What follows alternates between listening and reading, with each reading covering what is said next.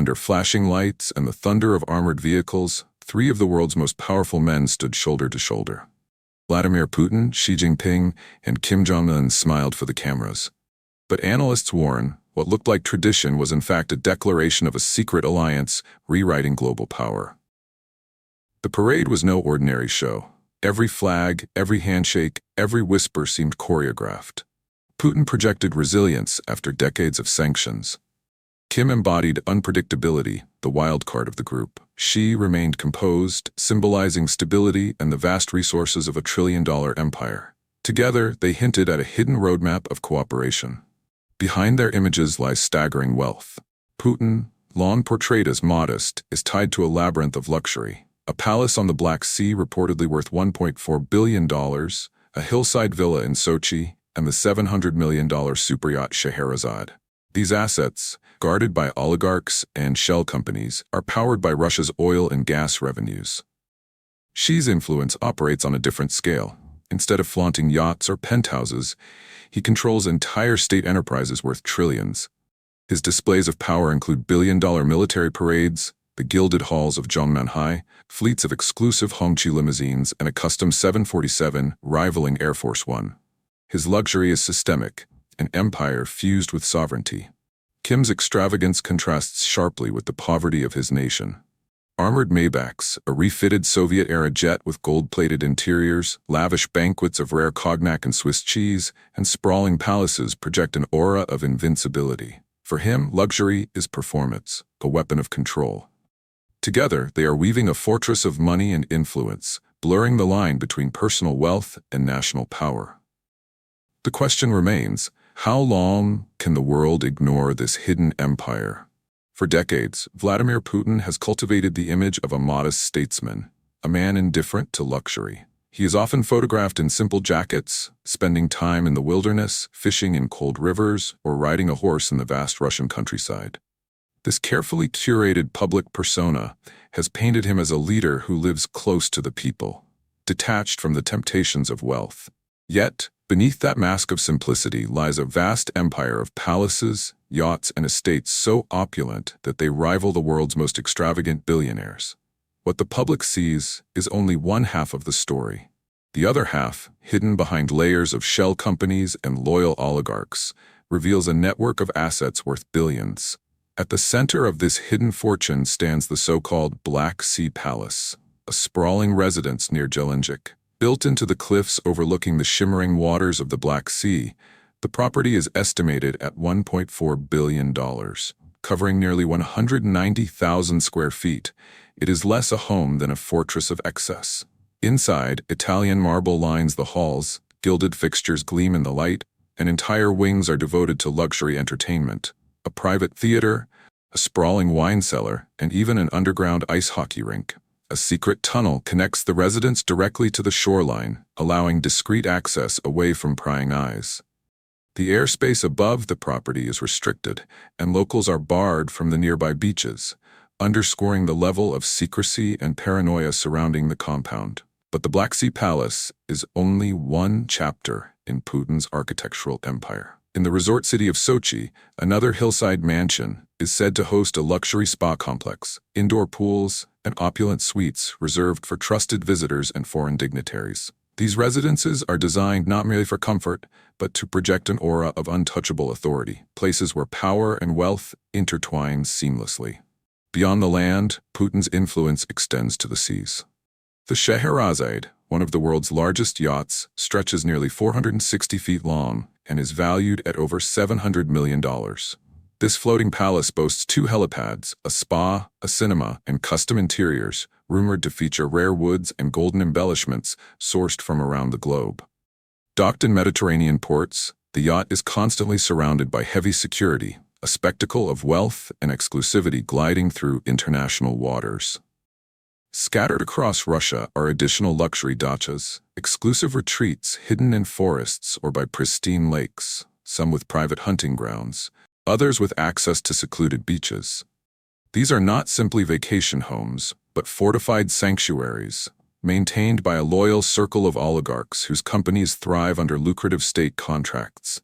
In exchange for safeguarding the president's hidden empire, they are rewarded with influence and wealth of their own, creating a closed ecosystem of loyalty and dependence. What makes this fortune so difficult to trace is the elaborate system of concealment. Ownership is rarely direct. Instead, assets are buried under layers of offshore trusts, shell companies, and nominal directors, making it almost impossible for outsiders to connect the dots.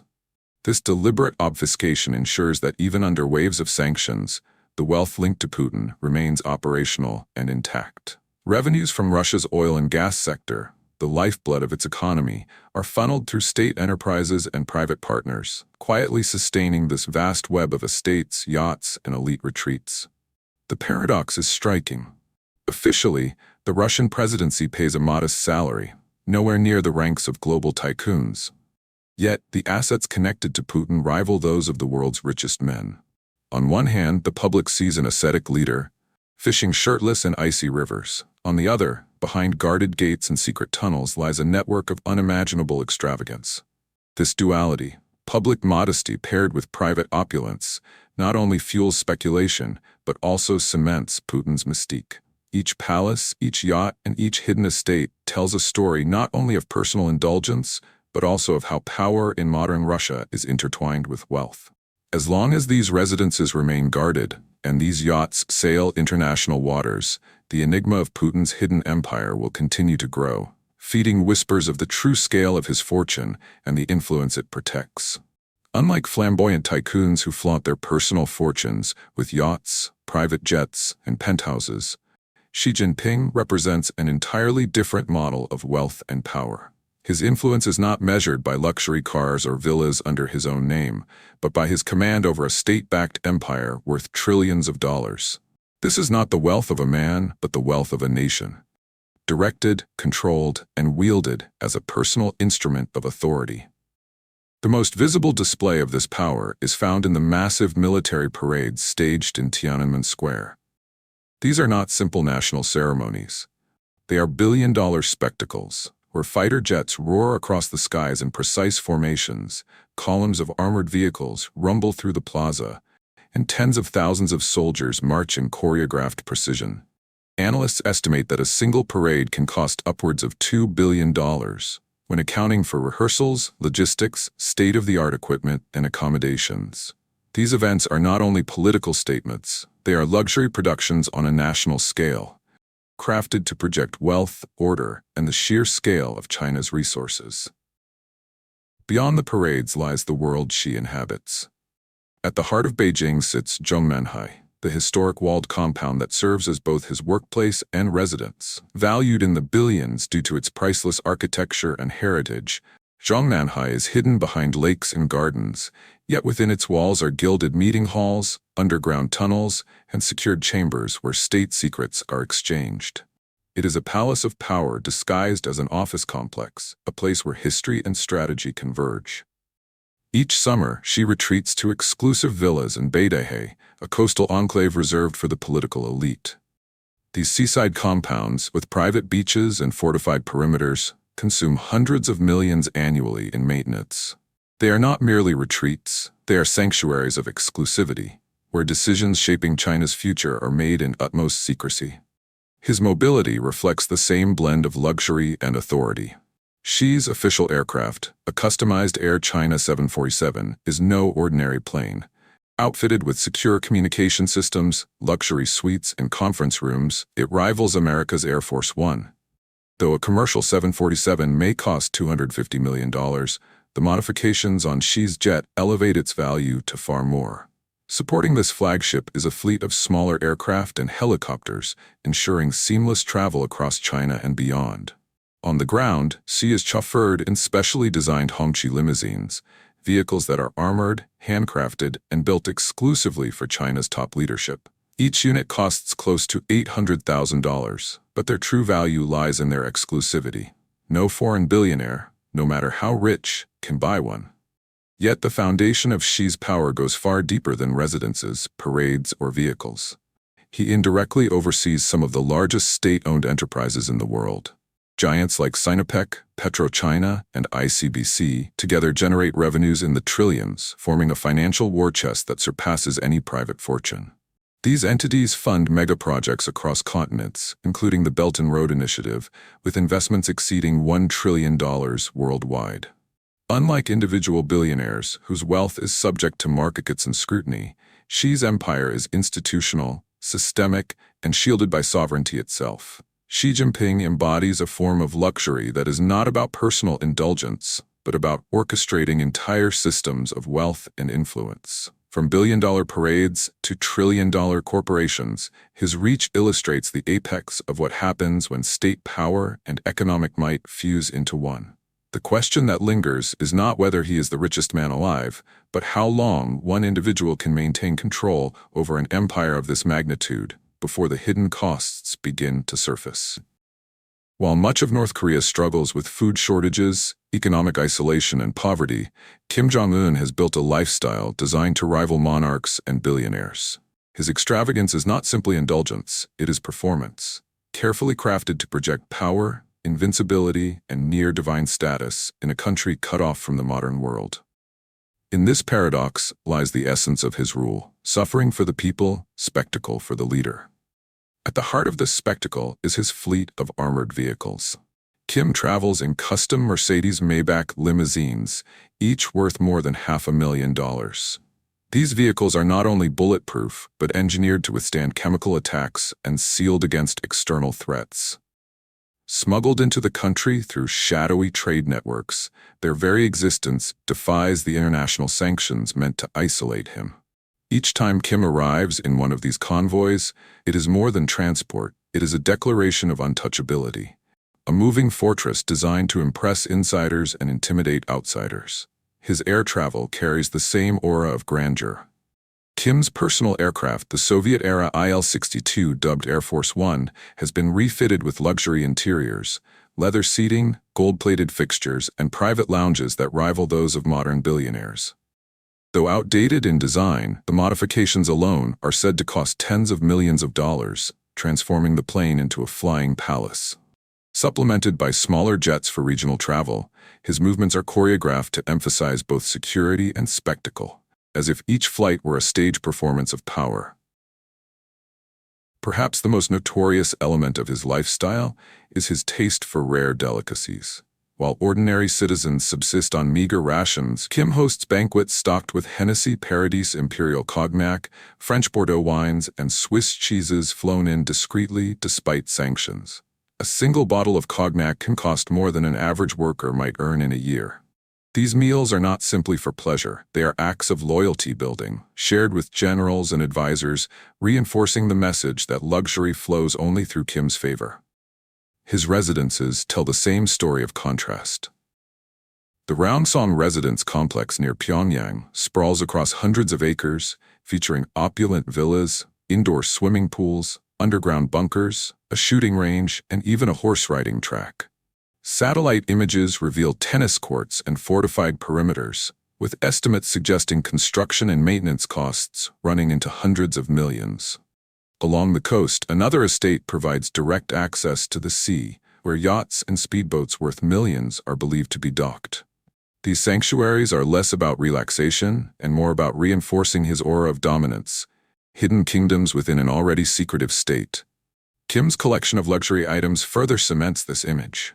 Rolls-Royce Phantoms, reportedly imported for personal use, sit in his garages. On his wrist, rare Rolex and Omega watches gleam, each worth tens of thousands of dollars. These symbols of refinement are not random acquisitions, but props in a theater of authority, tools carefully chosen to enhance his image of untouchable supremacy.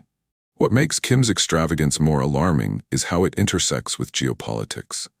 His displays of wealth, set against the backdrop of a starving nation, project an image of fear and envy.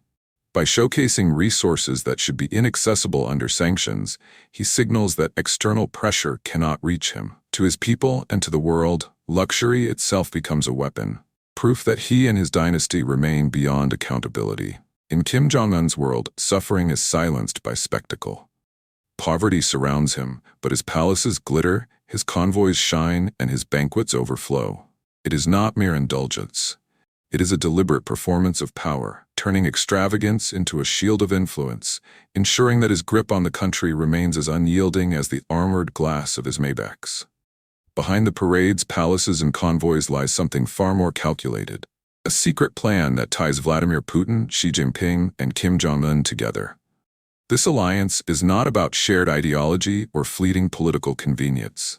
It is about money, survival, and the construction of a financial fortress designed to protect their families, their fortunes, and their grip on power against any outside threat. One of the most striking elements of this cooperation is infrastructure. Projects publicly presented as trade corridors or economic development often conceal a second purpose. A proposed $300 million bridge linking Russia and North Korea, for example, is framed as a channel for commerce.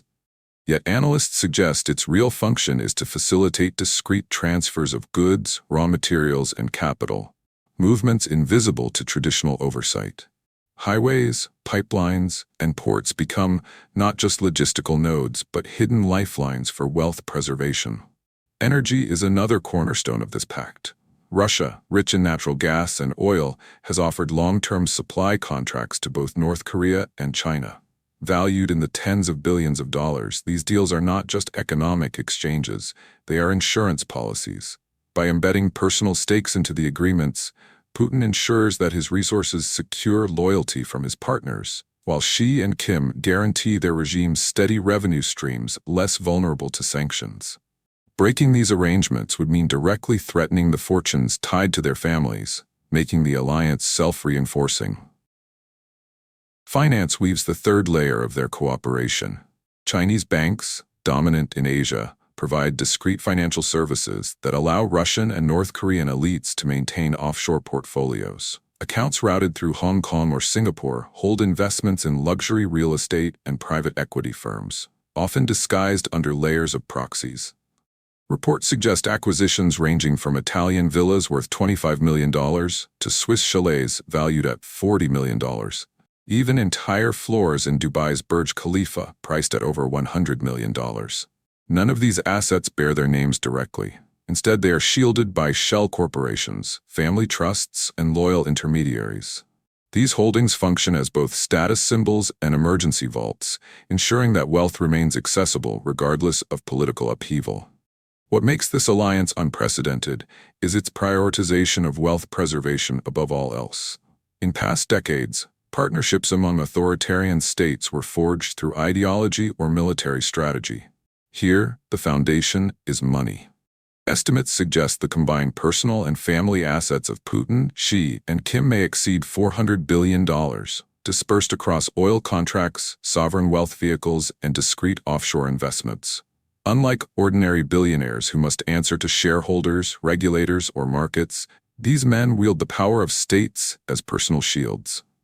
The implications ripple far beyond their own lifestyles. With such consolidated wealth, this triad can quietly influence commodity flows, infrastructure deals, and even global financial markets. Pipelines, rare earth supply chains, and banking hubs in Asia could serve as arteries of private dynasties operating under the banner of state sovereignty. To dismantle these networks would not only target individuals, it would destabilize entire regions. What emerges then is a fortress of untouchable billionaires in power. Each plays a role.